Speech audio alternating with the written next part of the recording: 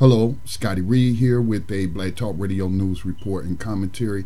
In this particular commentary, we will take a look at some KKK conservative media propaganda that has been recycled on the internet. We're taking a look at crtv.com. They posted a YouTube video that I came across. The video was shared by someone in my social media network, and it was actually put on the web a month ago. This was getting the American public in preparation for rounding up these refugees who speak Spanish and are often referred to as Hispanic with no clarification or no acknowledging the indigenous Aboriginal people who are fleeing these war-torn, destabilized regions in Mexico, Central America, and South America.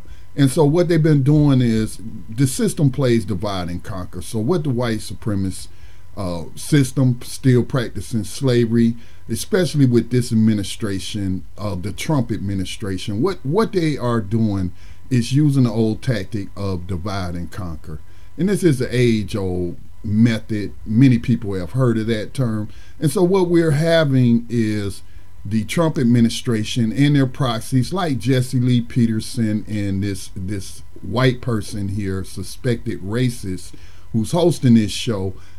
What they're doing is trying to get black people to hate on Hispanic people to hate on black people, and using racial stereotypes, okay, to portray each group and to get them hating on each other, fighting each other, instead of fighting the system of slavery that's putting us all in cages and what have you. So Jesse Lee Peterson's a right-winger. He's actually heavily funded by Sean Hannity of the Fox News Network. He has some kind of nonprofit 501c3 that's supposed to be healing the black community, but all I can tell his work consists of is producing white supremacist propaganda, of course under the cover of a black face, and putting it out there in support of conservative policy. So we're just going to listen to an audio portion of this video that was shared by someone.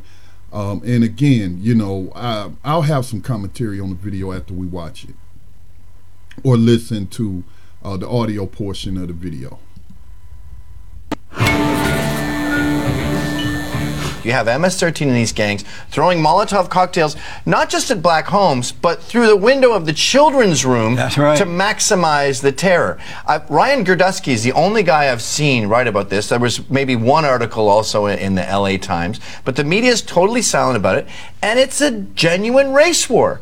In Van Nuys, California, which is a suburb of Los Angeles, the blacks were warned not to be out at night at bus stops because the illegals were killing them. The Hispanics were killing them. And it's working. Yeah, they are leaving these areas. It's ethnic cleansing right out of Bosnia. I think even the SPLC recognized that it was ethnic cleansing, and they're very left-wing and scared of anything like that. But even they had to concede it. You know, and it's silence. The unfortunate thing is that most, not all, blacks have been so relying on the government. They have not stood up and fought for themselves. They don't speak out for themselves.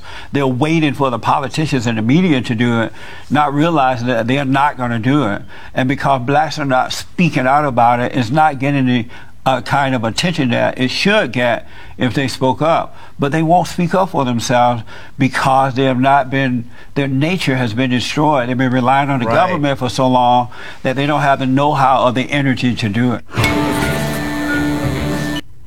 So that was the white supremacist propaganda coming out the mouth of a black man by the name of Jesse Lee Peterson. So his stick is, again, you saw blacks, the blacks, not black Americans, not my people or we black Americans, the blacks. That's how Jesse Lee Peterson talks about people who share his skin color, and saying, you know, insinuating that we're not smart enough, lying and saying that we don't speak up, all of the demonstrations, uprisings, and what have you of abuse of different communities, American communities, black communities, rising up against police slave catcher violence, rising up against the system of slavery, even if they call it mass incarceration, not recognizing that it's a continuation of slavery as per the 13th Amendment. We're waiting on someone else to do something for us. We're so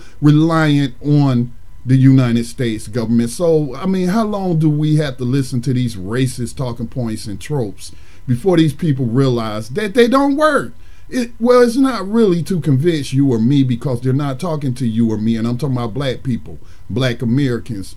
Who he's talking to is white people, the blacks. He's talking to this white man. You think this white man care about any black children or any non-white children for that matter? Okay, now, they're talking about MS-13. It's titled, MS-13 Killers Are Targeting Black Americans. Now, they put that on the Facebook profile. I pulled up the SPLC report. It's from 2013, and even throughout the 1990s, you could find reports to where you had Hispanic gangs like the MS-13s who were trying to push African Americans out of certain areas in California. Now, this is the game that they playing. He mentioned Hispanics, the gang members, and so every Hispanic's a gang member, right? Every Hispanic American, every Mexican American, every Latino or Spanish speaking person is a gang member. Is that what you want us to believe? And that MS-13 represents all Hispanic people? And this isn't being talked about because it's no longer an issue like it was in the 1990s and all throughout the 2000s up until 2013, where there are reports that the gang leader who called for ethnic cleansing, him and his son, were arrested. So, but again, they do the same thing towards black people. Now, if their target, let's say, for example, their target was the blacks, and they were trying to get Hispanics to support a policy of black people being rounded up, thrown into jails, thrown in the prisons, then how do you think they're going to, court the Hispanic vote or try to persuade them to their side of the issue? This is what they're going to do.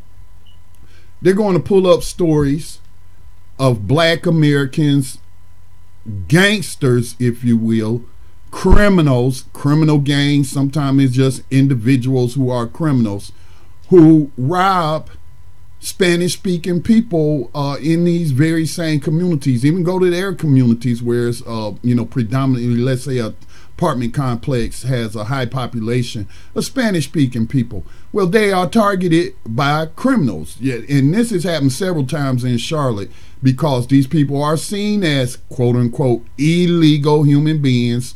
Nobody knows, if you go up to them, they may be an American. You don't know, but they just speak Spanish. You don't know, they could be here with work papers or documentation, but the presumption is they're all illegal. And they're not going to call the police and report crime, and they are known to keep large amounts of cash because they don't use banks. And black criminals and thugs have been targeting these people. So Hispanic people, you don't want to align yourself with black people when they marching against police violence. The police is the ones protecting you from these violent black thugs and what have you. Take the case of this Charlotte mother in Charlotte, this Latino woman in Charlotte, a mother just getting up to go to her job early in the morning when these young black thugs come and kill her and shoot another person as they attempted to rob her. So that's exactly how they will be talking. That's exactly what they will be saying. That is exactly what some of them do say. So you got to recognize when game is being run against you. None of this has anything to do with the violations of human rights of human beings. Coming at me, telling me that, hey, you shouldn't stand up for the rights of refugees or stand on international human rights of human beings. You shouldn't fight against this element of slavery or speak out against it, because guess what? These people hate you. Look, they're pushing you out your own community. So again, Anybody can play this game. Anybody can play the game of racial showcasing, and they can showcase criminals from every group committing a crime against another group, and then paint those individuals as representative of the entire population. Haven't we had this done to us as black people enough? Okay, so we should be able to recognize this game that is being played on us. And then people saying that, I've heard people say, hey, they're using this immigration issue to distract you from that issue. No, they not. Do you really think that the U.S. government or Donald Trump is sitting around coming up with ways to distract black people from, let's say, reparations? Charlie Rangel introduces a reparation bill every year, it seems, into committee, and it sits in committee. Okay? And there are people who focus on reparations, but at the same time, those same people also focus on police violence, an element of modern day slave catching in the United States as prescribed by the 13th Amendment. But let's, and I've heard people even bring up Los Angeles. That's where they're talking about. This is where this was mostly occurring, in California. Nowhere else. They will have you think this was going on in every community across the United States. Gangs attacking Latino gangs like the MS-13 attacking black Americans. All right. Actually, if you pay attention to your local news, I know in Charlotte, a lot of the MS-13 victims are of the Latinos, other rival gangs and what have you. We don't really have them attacking, or black gangs, let's say, battling Hispanic gangs. There's no warfare like that going on in Charlotte. We have individual acts of violence committed by individual criminals. Okay? So there's no war between black people and Hispanic raging across the United States, but this was mostly going on during the 90s and in the 2000s, early 2000s. Again, the SPLC report was in 2013 when they arrested the gang member and his son. So, but the other day I came up with a report, or came across a report, and I forgot to share it in some of my other videos about violence. We got all of these videos. Like my last video, I showed you all these white women who have been acting very violent and aggressive towards non-white people. Check out my last video on that. But I heard someone on a radio program I was listening to say, hey, in Los Angeles, they doing this or that. They bombed this black family, and again, this would happen in the 90s, early 2000s. These are not recent reports, but this is recent. This report that came from a website that looks at crime. It says, interracial crime study finds whites more likely to assault blacks than reverse. Now, what's interesting about this, they were focusing on Los Angeles. Let's read an excerpt from it. Whites are more likely to assault and use weapons against African Americans and Hispanics than the reverse, according to a forthcoming study in the International Review of Law and Economics. The study, based in part on data obtained from the Los Angeles Police Department for years 2000 to 2007, and that would also cover the years where there was supposed to be this widespread violence of Hispanics in gangs against black people. But it said from the years 2000, that's the early 2000s, as I mentioned.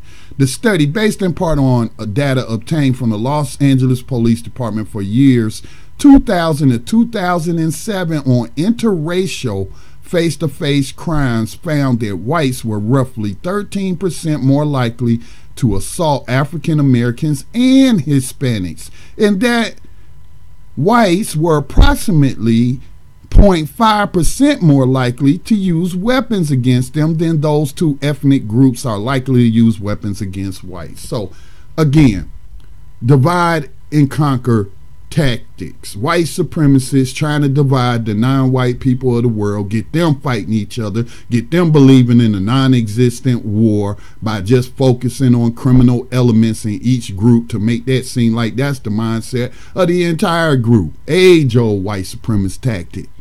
Okay, but the reality is in Los Angeles, the data shows from 2000 to 2007, it is Hispanics and African Americans who had to fear white people assaulting them.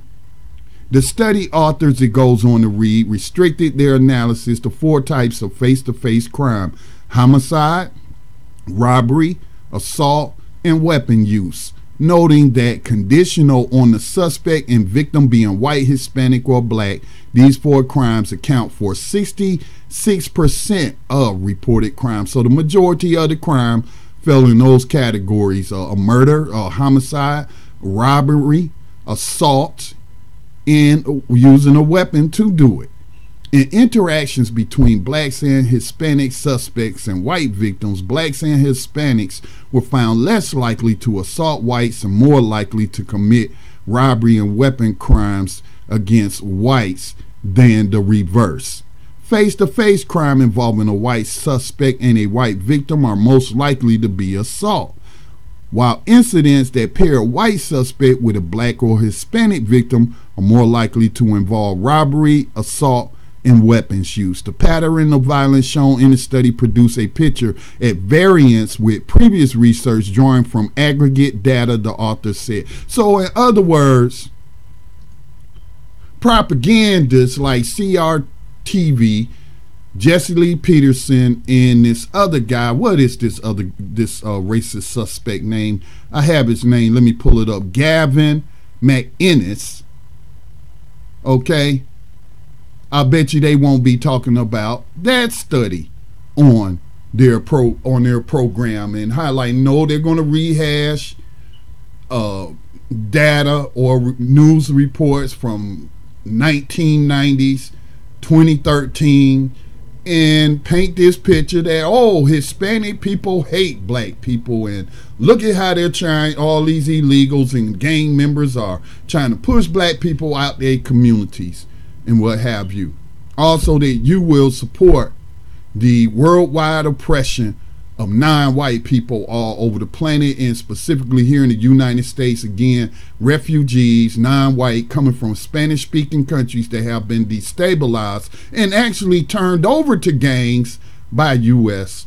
foreign policy. This has been Scotty Reed with the Black Talk Radio News Report and commentary. Please continue to support the North Carolina-based new media nonprofit Black Talk Media Project, so that we can improve our media operations and build upon what we already have. Thank you for watching. Peace and blessings to all.